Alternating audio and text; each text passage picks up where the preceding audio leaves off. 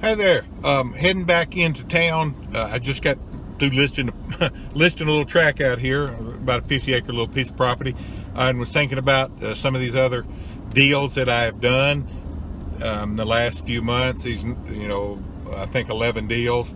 I was thinking about some of the stuff I might could pass along that'd be useful and helpful. So I don't know where you're watching this video, in what order, what number you're on, what in a series. I don't even know how many there turned out to be, but I've done I think 10 or 11 deals the last less than 5 months, and all different types of deals, and I wanted to just pass along some thoughts from that. So if that's a repeat, I apologize. If you don't know what I'm talking about with these deals, go back and at least watch the first video and just get a general idea of what this is about. But the specific thing I wanted to talk about for just a minute, and sorry for if it's bumpy or anything. Like I say, I'm on the road heading back into town from listing a property. It's a curvy, bumpy road. Thing I wanted to stress in this video is, you're looking for land deals. Maybe you've done a deal or two, or you're just getting started, you've never done any. Maybe you're a pro, you got a number of deals under your belt. Buying a piece of property sight unseen. I'll start off by saying, first of all, I don't recommend you do that. And second of all, I've done that. So, there's for every rule, there's an exception, it seems like. And so let's talk about it just a little deeper. What got me to thinking about addressing this was that I see stuff on the internet all the time about, buying land cheap, or cheap land in Arizona, or cheap land here, or owner finance, we finance your lot here. And it's just sort of like enticing people, or playing on people's desire to own a piece of property, to own land somewhere, and they try every way they can to make it seem like it's a simple, cheap, painless, easy, risk-free process. Nothing could be further from the truth. If it sounds too good to be true, the old adage, it most likely is. So as far as you looking for land, trying to do land deals, buying something sight unseen, I absolutely recommend against it. Unless, here are some exceptions. Unless, you got tons of information. And I mean information from reliable people, not the information from the people who are trying to sell it. Not that the people trying to sell it aren't reliable, but my point is, they got a dog in the race. You need information from people that don't have any kind of skin in the game.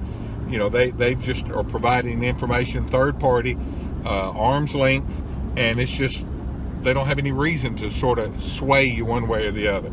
You need good information. You also need the ability to handle some risk. You need the ability to be able to lose some money.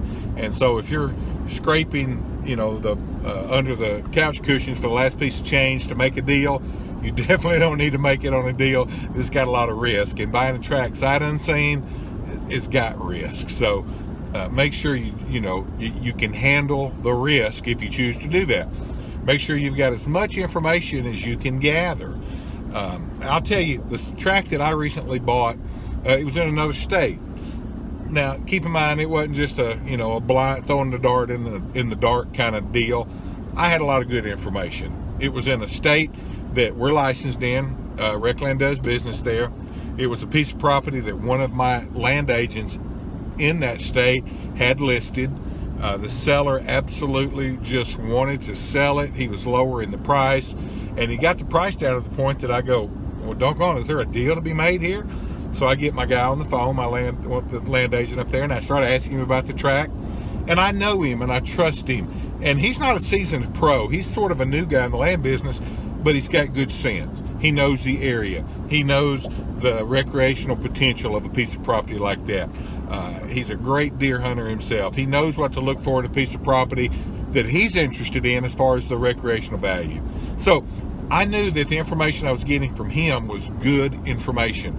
And so I kind of put all the pieces of the information I had together and looked at it, and I go, well, shoot, there's just not much risk here. It was only 20 acres. I know, on a piece of land, you're not going to lose everything. It's not going to be like the land is worth zero. So I'm going, golly, even if we totally blew it, I can't lose much. I feel like the upside is quite a bit more. So with his information, with the fact that I've been doing this for a long time, and I've got a lot of experience, I know how to, my kind of BS meter, I got a pretty good one, and I can it wasn't going off. Everything was just pointing to the fact that it was a comfortable deal in terms of the risk versus reward.